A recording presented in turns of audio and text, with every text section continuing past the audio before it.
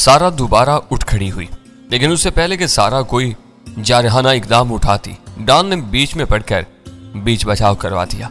सारे तहफ बांटने के बाद हम लोग बातें करते हुए शीश महल की निशिस्तगाह में दाखिल हुए तो सुल्तान शाह हमसे पहले वहां सोफे पर पांव पसारे दराज था।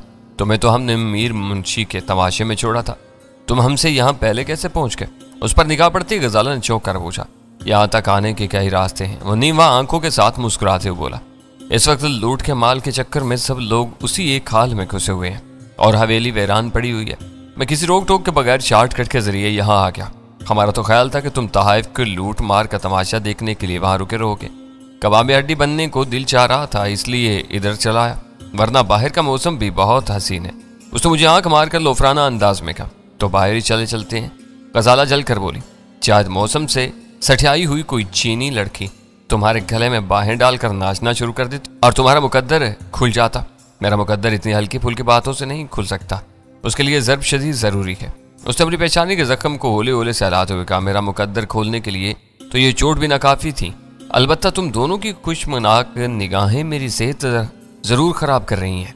इस वक्त तुम्हारी जुबान में खारिश हो रही है, गजाला ने गुर्राते हुए कहा, इसलिए तुम बिला वजह बातें बना रहे हो, हालांकि तुम जानते हो कि सारा दिन आराम करने के बाद हम तखलिये की कोई जरूरत नहीं समझते।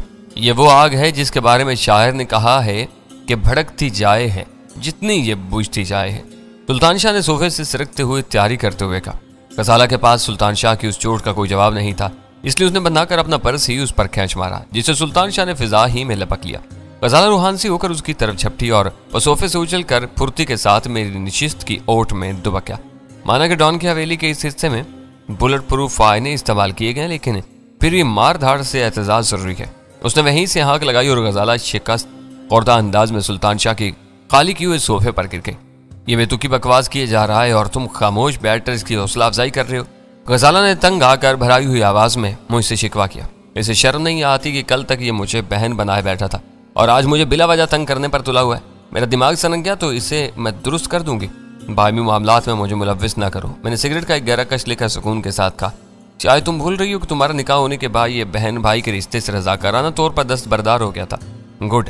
सुल्तान शाह खुश होकर बोला, तुमने बहुत अच्छा नुक्ता याद दिलाया, मैं तो अभी शर्म से पानी पानी होने वाला था।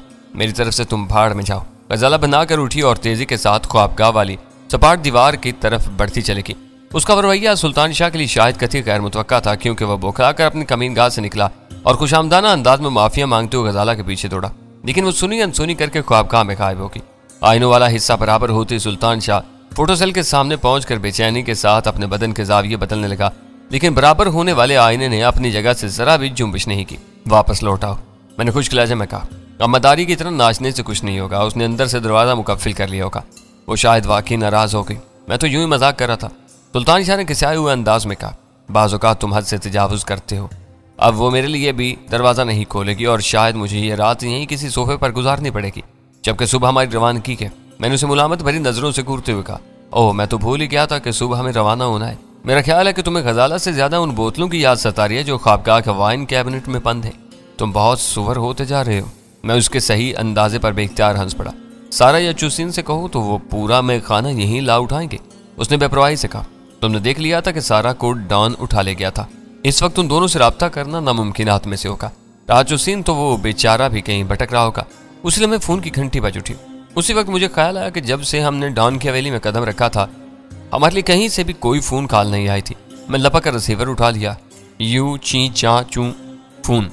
ऑपरेटर के पूरे फिक्रे में सिर्फ पहला और आखिरी लफ्ज काबिल फहम था। चीनी जुबान में की गई बकिया नर्म नाजुक तकरीर मुझ पर बेअसर साबित हुई थी। मैं रिसीवर अपने कान से लगाए किसी हवनक की तरह खामोश खड़ा रहा। फिर अगले हिले में मुझे एक खुशगवार हैरत का सामना करना पड़ा, क्योंकि दूसरी तरफ से वीरा की जानी पहचानी चहकार सुनाई दी थी। ओहो, तो तुम यक बयक मकाऊ बल्कि डॉन की हवेली में पहुंचे हुए हो। मेरी आवाज़ सुनकर वीरा के तहय्युज़ ज़दा आवाज़ उभरी। मैंने तो गजाला के बारे में मालूमात हासिल करने के ख्याल से डॉन को फ़ोन किया था। जब ऑपरेटर ने बताया कि डॉन आराम खास में है तो मैंने सरसरी तौर पर गजाला के बारे में पूछ लिया। उसने मुझे लाइन होल्ड करने की हदायत की और फिर अचानक ही तुम लाइन पर आ गए। मेरा ख्याल था कि गजाला मकाऊ से निकलकर कराची आ चुकी होगी और तुम उसके साथ किसी 5 स्टार होटल में ऐश कर रहे होगे। इन बातों का जवाब तो मैं देता रहूँगा। तुम ये बताओ कि ऑपरेटर से तुम्हारी गुफ्तगू कैसी हुई? वो तो शायद अंग्रेजी के 2-4 लफ्जों से ज्यादा अल्फाज ही नहीं जानता। मैंने उसकी बात काट कर हैरत से पूछा, वीरा का जवाबी कहका बहुत शानदार था। वो बोली, मैं चीनी जुबान बोल लेती हूँ। मुझे इस दिलचस्प और अनोखी जुबान के 27,000 से ज्यादा अल्फाज याद हैं जिन्हें मैं लिख और पढ़ भी सकती हूँ। फिर तुम आस्ताने की हूर मालूम होती हो। मैंने बुरा सा मुंह बनाकर कहा, यह क्या बात हुई? वीरा की आवाज तहय्युर ज़दा थी। एक पुराना तारीखी नावल याद आ गया था। और अब जिगर थाम कर सुनो कि डॉन ने हमारी बहुत ज्यादा मेहमान नवाजी और इज्जत अफजाई की है।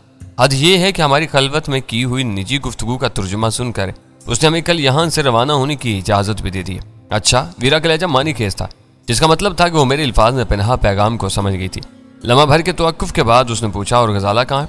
वो हमारे साथ है और डॉन की जबरदस्ती के नतीजे में मेरी बीवी बन चुकी है। नहीं, वीरा की बिसाख्ता आवाज उभरी, डॉन को तुम्हारी शादी से क्या लेना था? लंबी कहानी है, मैंने गहरा सांस लेकर कहा।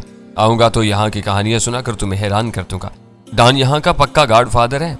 मकाऊ में गवर्नर का हुक्म टल सकता है, लेकिन डॉन का मशवरा तक कानून बन जाता है। वैसे तुम इस वक्त हो कहाँ? मैं वक्त निकाल कर कराची लौट आई हूँ। एक आध दिन में वापसी का इरादा था, लेकिन तुमने मेरे दिल में ऐसा तजस्सुस पैदा कर दिया कि मैं तुमसे मिले बगैर वापस नहीं जा सकती। तुम कब तक लौट रहे हो? कल सुबह हांगकांग रवानगी है। वहां से फोन करके अगला प्रोग्राम बता दूंगा। मैं तुम्हारे फ्लैट में हूँ। उसकी आवाज सपाट होगी। हो सके तो डॉन से भी मेरी बात करवा देना। मैं मदद और ताउन के लिए अपने मुंह बोले बाप का शुक्रिया अदा करना चाहती हूँ। उस वक्त मेरे दिल में बेशुमार सवालात उमड़ रहे थे, लेकिन मैं अपनी जुबान बंद रखने पर मजबूर था। मुझे अंदाजा था कि वो तमाम गुफ्तगू लफ्ज ब लफ्ज रिकॉर्ड की जा रही होगी और डॉन का आराम खास का दौरानिया खत्म होते ही उस गुफ्तगू का तर्जुमा उस तक पहुंचा दिया जाएगा। मैं तुम्हारा पैगाम डॉन तक पहुंचा दूंगा। वैसे कराची के क्या हालात हैं? मैंने किसी खबर या सुराग की उम्मीद में सरसरी सा सवाल कर डाला। सड़कों पर जुलूस निकल रहे हैं। वीरा का लहजा इस्तज़ाइया हो गया। 2 रोज पहले हुकूमत तब्दील हुई है। मालूम होता है कि सियासी इस्तेहकाम से तुम लोगों को हैजे की बीमारी लाक होने लगती है। सियासत से मुझे कभी भी कोई दिलचस्पी नहीं रही थी, इसलिए मैंने वीरा के उस तंजिया तबसरे पर कान धरे बगैर कहा, मैं कल शाम तक तुम्हें फोन करूंगा। उस वक्त सियासत पर बात होगी। यहाँ की शाम या तुम्हारी? वीरा ने बरजस्ता सवाल किया। तुम्हारी, क्योंकि तुम लोग यहाँ से 4 घंटे आगे रहते हो। गजाला से शादी करके तुम सालों आगे निकल गए हो। अपनी नई नवेली जोरों से बात नहीं कराओगे? इस वक्त रात के 10 बजने वाले हैं, वो सो चुकी है। मैंने बात मनाते हुए कहा, फिर फौरी ख्याल के तहत पूछा, ओह, कराची में तो इस वक्त रात के 2 बज रहे होंगे। तुम अब तक जाग रही हो? तोते, मैं अभी अभी वापस आई हूँ। उसल से फारिग होते ही मैंने फोन मिलाया था। मैंने अपना वक्त बड़ी दुश्वारियों में गुजारा है। मुझे उसके लहजे से अंदाजा हो रहा था कि वो अपने रिसीवर पर आंखें निकाल कर कुरा रही होगी। सॉरी वीरा, मैंने पूरे खलूस के साथ कहा। फिर तो तुम्हें आराम की जरूरत है, बाकी बातें कल भी हो सकती हैं। मेरा मकसद तुम पर कोई तंज करना नहीं था। वैसे भी तुम शब बेदारी में मलका रखती हो, मेरी तरह वीरा के दिल में भी बतेरे सवालात मौजूद रहे होंगे, लेकिन मैं गुफ्तगू की इब्तिदा ही में उसे मोहतात रहने का इशारा दे चुका था, इसलिए वो खुलकर कोई सवाल करने से कासिर थी। कोयटा के दुश्वार गुजार जमीनी रास्ते से ईरान की सरहद में दूर तक किए जाने वाले तवील मुहम्माती सफर और फिर वापसी की शदीद थकान के बाद यक वयक सामने आने वाली उस घुटन के नतीजे में वीरा के चिड़चिड़ा होना कुदरती अमर था। इसलिए मैं नहायत तहम्मुल के साथ उसकी जली कटी बातों के बेजरत से जवाब देकर उसे गुफ्तगू के इख्तिताम तक लाने में कामयाब हो गया। वीरा का फोन था। सिलसिला मुनक़ता होते ही सुल्तान शाह ने हैरत से सवाल किया। मैं इस बात में सर हिलाकर नया सिगरेट सुलगाने में मसरूफ हो गया। लेकिन ये कहाँ से टपक पड़ी? ये तो बाहर गई हुई थी। सुल्तान शाह अपनी बेसाख्ता हैरत पर काबू पाने में कामयाब नहीं हो सका। गनीमत यह था कि उसने हैरत के इजहार में गैर मोहतात अल्फाज का सहारा नहीं लिया था। मैंने आंखें निकाल कर उसे फाड़ खाने वाले अंदाज में घूरा, फिर नरमे से कहा, आपने किसी काम से गई थी, काम पूरा करके लौट आई होगी। पता नहीं वो इधर उधर क्या करती फिरती है। सुल्तान शाह किसी उदास बकरे की तरह अपना सर ऊपर नीचे हिलाने लगा। अगली सुबह सारा नाश्ता लाने वालियों के साथ हमारे शीश महल में आई तो मैं उसे देखकर हैरान रह गया, क्योंकि मामूल के बरअक्स उसकी गर्दन पुरगुरूर अंदाज में अकड़ी हुई थी और उसके पतले पतले गुलाबी होंठों पर पुरस्रार और नशीली से मुस्कुराहट मचल रही थी। क्या बात है, आज तुम बहुत खुश नजर आ रही हो। मैंने उसकी नीली आंखों की गहराइयों में झांकते हुए मानी के इस लहजे में सवाल किया। मालूम होता है कि रात भर में तुम्हारी काया पलट गई है। तुम्हें अंदाजा नहीं कि पिछली रात डॉन ने मुझे इज्जत की किस बुलंदियों पर पहुंचाया है। वो इतराते हुए बोली। वो भरी भीड़ में मुझे अपने कंधे पर लाद कर ले गया था। ये उसकी वालियाना पसंदीदगी की इंतहा थी। डॉन ने कभी किसी लड़की को इस तरह खुलकर पसंद नहीं किया। आज मैं हर एक की रिश्क में निगाहों का मरकज बनी हूँ। सारा जिस वाक़या को डॉन को पसंदीदगी की इंतहा करार दे रही थी वो मेरी नज़र में सिर्फ इब्तिदा थी। शराब के नशे में गर्क डॉन की नजरें पिछली रात सारा के वजूद के आईने में अपनी पसंदीदा शहजादी का अक्स देख रही थी। वो सारा को नहीं, शहजादी को उठा ले गया था। फिर उस अपनी पसंदीदगी के इजहार की इंतहा उस खलवत कदे में की होगी जहाँ कदम रखते ही वो आराम खास में मुब्तला हो जाता था। वो सब डॉन की हवेली के इसरार और इस्तारे थे। हवेली में चंद दिन गुजारे बगैर कोई उसकी तह तक नहीं पहुंच सकता था। अब डॉन कहाँ है? मैंने किसी इरादे के बगैर रवा रवी में पूछ लिया। मैं ये नहीं बता सकती। सारा नखूद के साथ जवाब दी। वो थोड़ी देर बाद बाहर आ जाएगा। मैं सारा के तेवर देखकर हैरान रह गया।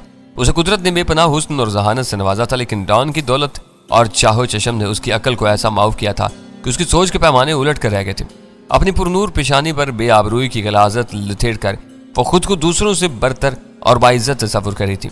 उसके नजदीक इज्जत बेइज्जती और आबरू बाख्तगी इज्जत का निशान बन गई थी। डॉन के उस रंग रंगीले हमाम में शायद सब ही का यही हाल था। सब लड़कियां एक दूसरे पर बर्तरी हासिल करने के लिए कोशां थी।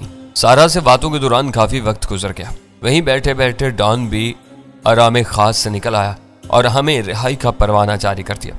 डॉन ने एक हेलीकॉप्टर पर हम तीनों को एयरपोर्ट की तरफ रवाना कर दिया था। एयरपोर्ट पहुंचने पर पता चला कि फ्लाइट में अभी काफी टाइम था, इसलिए हमने होटल में एक कमरा ले लिया। कुछ आज़ादी नसीब हुई तो कई तरह के ख्यालात हम तमाम लोगों के ज़हनों में आने लगे। लेकिन मैं सबसे पहले वीरा से रब्ता करना चाहता था और मैं जानना चाहता था कि पाकिस्तान के हालात क्या हैं और वो किन हालात में वापस पलटी है। वीरा से रब्ता होते ही मैंने सबसे पहले यह सवाल किया कि यह बताओ कि ब्लू क्रॉस डील के बारे में ताज़ा तरीन खबरें क्या हैं। अब काम पूरा करने के बाद मैं बिल्कुल बेखबरी के आलम में हूँ।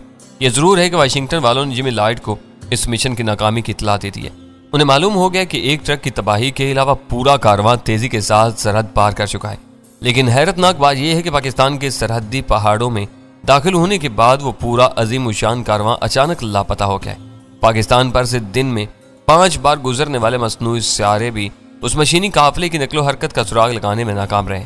फिर अब तुम्हारी क्या पोजीशन है? मैंने दिलचस्पी के साथ सवाल किया।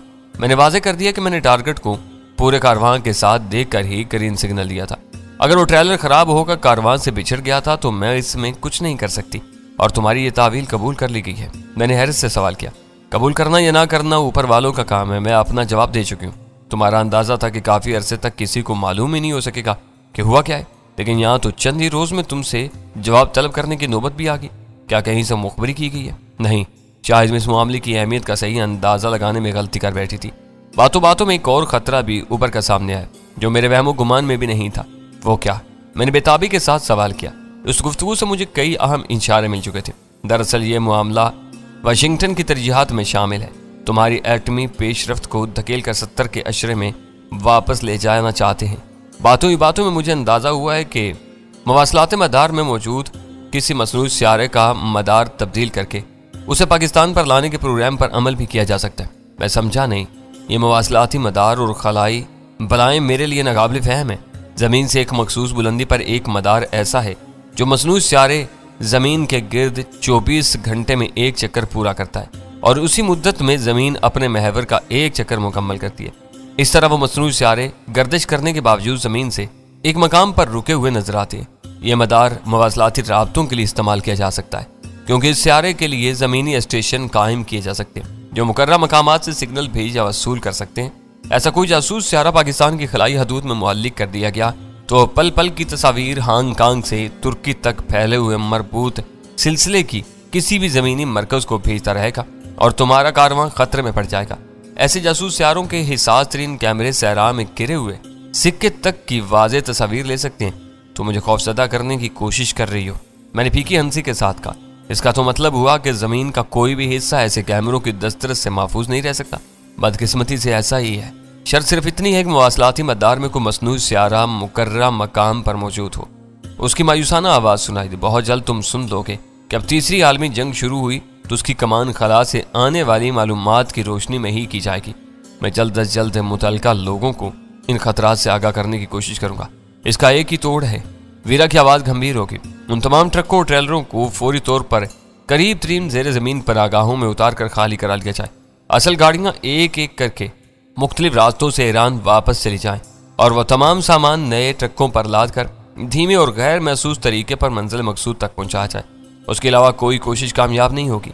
आज के बमबार त्यारों के हवाबाज इंफ्रारेड शुआओं की मदद से अमावस की अंधेरी रातों में भी मीलों दूर तक साफ देखते हैं। वो लोग आखिरी हरबे के तौर पर कोई भी कार्रवाई कर सकते हैं। वीरा की वो मंजरकशी बहुत भयानक और डरावनी थी। उसका मतलब था कि ताकतवर और बड़ी कौमों की मर्जी से इन्हिराफ करके कोई ताकत रोए जमीन पर नहीं पनप सकती थी। ऐसे सरकशों की ईंट से ईंट बजा देने के तमाम इंतजामात मुकम्मल कर लिए गए थे। लेकिन मुझे उस बात की खुशी थी कि स्पेशल टास्क फोर्स के इमा पर पाकिस्तान के ज़हीन मुहाफ़िज़ों ने बिल्कुल वही राह इख्तियार की थी जो वीरा तजवीज़ कर रही थी। मैंने वीरा को असल इंतजामात के बारे में कुछ बताए बगैर पुरमुर्दा आवाज़ में कहा, तुम्हारे खदशात तशवीशनाक और हकीकी हैं। मैं मुतलका लोगों को उनके बारे में आगाह कर दूंगा। हांगकांग से फ़ोन कॉल महंगी पड़ेगी। तुम चाहो तो मैं स्पेशल टास्क फोर्स वालों को फ़ोन किए देती हूँ। नहीं नहीं, ऐसा नहीं करना, मैंने जल्दी से कहा। STF में तब्दीलियाँ रूनुमा हो चुकी हैं। वहाँ अब अव्वल खान नहीं रहा, उसकी जगह आने वाला मुख्तलिफ मजाज का आदमी। वह तुमसे बेरहमाना जिरा शुरू कर देगा। वीरा के लिए STF का वजूद राज नहीं रहा था। अल हदीद नामी लॉन्च के सिलसिले में वह अव्वल खान के नाम और किरदार से भी वाकिफ हो चुकी थी। उसे यह भी मालूम था कि उन लोगों ने उसके मतरूका क़यामगाह पर अपना कैंप कायम किया होता, क्योंकि उस जायदाद का कोई दावेदार सामने आने पर आमादा नहीं था। इस तरह वीरा उन लोगों के कम अज कम एक फ़ोन नंबर से भी वाकिफ थी जो उसके क़याम के ज़माने से वहीं नस्ब था। ठीक है, अपना काम तुम बेहतर तरीके से कर सकते हो। उसने मेरे इख्तलाफ को ज़्यादा अहमियत नहीं दी, फिर बोली, अब गजाला से बात हो सकती है या वो कहीं मसरूफ़ है। मैं रिसीवर गजाला के हवाले करके दनिस्ता वहाँ से दूर चला गया। मुझे तवक्का थी कि उन दोनों में नोक झोंक के दरमियान तलख और तुरस्त जुमलों का तबादला जरूर होगा। उस मरले पर मैं उनके किसी तनाज़े में फरीक बनने का खतरा मोल नहीं ले सकता था। मैंने बज़ाहिर लातल्की इख्तियार कर ली थी, लेकिन मेरे कान गजाला की आवाज़ पर लगे हुए थे। गजाला के जवाबात से अंदाज़ा हुआ कि उन दोनों के मुज़ाकरात की इब्तिदा शादी की मुबारकबाद से हुई थी। फिर गजाला शादी की तफसीलात बताने लगी जो किसी मुबालगे के बगैर भी मुबालगा आमेज़ महसूस होती। वीरा जो कुछ भी रही वो बुनियादी तौर पर एक औरत ही थी और उस तकरीब के बारे में फितरी तजस्सुस का शिकार थी जिसका अजाला गजाला की कहानी से हो सकता था। फिर उनकी गुफ्तगू का रुख गजाला के कैद के वाक़यात की तरफ हो गया। शायद वीरा जानना चाह रही थी कि श्री मान सिंह की तहवील से गुजरने के बाद भारत में गजाला पर क्या गुजरी थी। आखिरकार गजाला ने मुझे बुलाकर रिसीवर दोबारा मेरे हवाले कर दिया। गालबन वीरा को कोई और बात याद आ गई थी। तुम इंडियन सीक्रेट सर्विस के रिसर्च एंड एनालिसिस विंग को शायद बिल्कुल ही भूल गए हो। ये कौन सा नया विंग पैदा हो गया? मैंने हैरत के साथ सवाल किया। ये वही विंग है जिसे उसके मुखफ़िफ की बिना पर उर्फ़े आम में रा कहा जाता है। उसने कहा, तहकीक और तजज़िये के नाम पर ये लोग हर किस्म के जराइम का इर्तिकाब करते रहते। तुम श्रीमान सिंह को समंदर की बेरहम मौजों के हवाले करके उन बदमाशों की तरफ से मुतमिन हो गए, लेकिन वो निचले बैठने वाले नहीं हैं। ऑपरेशन सिल्वर सैंड साकत होने के बाद वो कोई नई साजिश शुरू कर सकते हैं जिसके इशारे गजाला की कहानी से मिल रहे हैं। इस मरतबा इब्तदा ही से उनकी सरगर्मियों पर कड़ी नजर रखनी पड़ेगी। मुझे टेलीफोन के बिल की परवाह नहीं, लेकिन ये मसाइल फ़ोन पर तय नहीं हो सकते। मैं जल्द अज जल्द वापस लौटने की कोशिश करता हूँ, वहाँ कर ही इस बारे में कोई ठोस मनसूबाबंदी की जा सकेगी। मैंने पुरतशवीश लहजे में कहा, वैसे मैं तुम्हारा शुक्रगुजार हूँ कि तुम मेरे मुल्क के मफादात का इतना ध्यान रख रही हो। इस गुमान में ना रहना। इस बार वो एकदम ही भड़क उठी। मुझे तुम्हारे मुल्क या इसके मफादात से जरा भी दिलचस्पी नहीं है। मैं तो बस जिमी लॉयड और उसके हवारियों को खाक चाटता हुआ देखना चाहती हूँ। इसीलिए तुम्हें यह सब बता रही हूँ क्योंकि तुम बहरहाल मेरे दोस्त और मददगार हो। उसकी उस अनोखी तावील पर मैं दिल ही दिल में हंसे बगैर नहीं रह सका। जिमी लॉयड को वो अपने हकीकी बाप तसव्वुर करती थी। ये और बात थी कि जिमी लॉयड ने अपनी उस नाजायज औलाद को कुछ अरसा पहले तक तस्लीम ही नहीं किया था और वीना ने माँ बाप के मुशफ़क़ाना साए से महरूमी के आलम में अपनी तौहीन और तजलील के ऐसे ऐसे दर्दनाक लम्हे गुजारे थे जिनके लिए वो अपने बाप को कभी माफ़ नहीं कर सकती थी। बचपन ही में माँ के साए से महरूम हो जाने के बाद उसकी तमाम तर उम्मीदों का मरकज़ अपने बाप की ज़ात बन गई थी, जिससे उसे खुली महरूमियों के सिवा कुछ नहीं मिल सका था। थोड़ी देर बाद वीरा से राब्ता मुनक़ता हो गया। वीरा की उस फ़ोन कॉल ने हम तीनों को वो बदमज़गी भूल जाने पर मजबूर कर दिया था जो कुछ देर कबल पैदा हो गई थी। मैंने उन दोनों को ताज़ा तरीन गुफ्तगू के खुलासे से आगाह किया जिस पर वो जोशो खरोज के साथ बहस में मसरूफ़ हो गए और मैं STF वाले जफर से गुफ्तगू करने के इरादे से दोबारा फ़ोन की तरफ मुतवज्जा हो गया। ऑपरेटर ने सिलसिला मिलाने के बाद कॉल मुझे मुंतकिल की तो दूसरी तरफ से अव्वल खान की आवाज़ सुनकर मुझे अपने कानों पर यकीन नहीं आया। उसकी आवाज़ से गहरा इत्मीनान झलक रहा था। अव्वल खान, तुम यहाँ कैसे? मैंने इसरारी लहजे में हैरत के साथ सवाल किया। डैनी, वो भी मेरी आवाज़ पहचान कर हैरान रह गया। सफ़र ने बताया था कि तुम मशरिक़ बईद के किसी मिशन पर निकले हो। हाँ, मैं हांगकांग से बोल रहा हूँ, मगर तुम वहाँ कैसे आ गए? हुकूमत बदल गई है। हंसी के साथ उसकी आवाज़ उभरी। आने वाले पुरानी हुकूमत के फैसले लुटा रहे हैं। मेरा भी तबादला मंसूख करके मुझे यहाँ बहाल कर दिया गया। आगे देखो क्या होता है। उस खबर से मुझे दिली मुसरत हुई और मैंने मानी खेज लहजे में कहा, इसका मतलब है कि नई हुकूमत में तुम्हारे अपने लोग भी इक़्तिदार में नहीं आए हैं। नहीं डैनी, उसका लहजा दुखी हो गया। हम लोगों को इन सियासी और सरकारी लोगों से क्या लेना देना है? नए आर्डर्स मिलने तक मेरे फरिश्तों को भी तबादले का इल्म नहीं था। बस ये एक दूसरे की जिद ही में हो रहा है। किसी की लाठी निकल रही है और कोई बर्बाद हो रहा है। इन मदारियों ने पूरे एस्टेब्लिशमेंट को तमाशा बना कर रख दिया है, लेकिन तुम जैसे गैर सरकारी लोग उनकी इज्जत में कैसे आ गए? मैंने बात बदलते हुए पूछा। तुम जानते हो कि सरकारी तौर पर हमारा इदारा गैर सरकारी है, लेकिन गैर सरकारी तौर पर हमारी खिदमात अपनी मिट्टी और फिर सरकार के लिए वक्फ है। तुम्हारी बलियों का राज स्टील की यहाँ धूमें मची हुई हैं, लेकिन मुझे तफसील का कोई इल्म नहीं। तुम आओगे तो खुलकर बातें होंगी। इस मामले में बहुत सख्त राजदारी से काम लिया जा रहा है।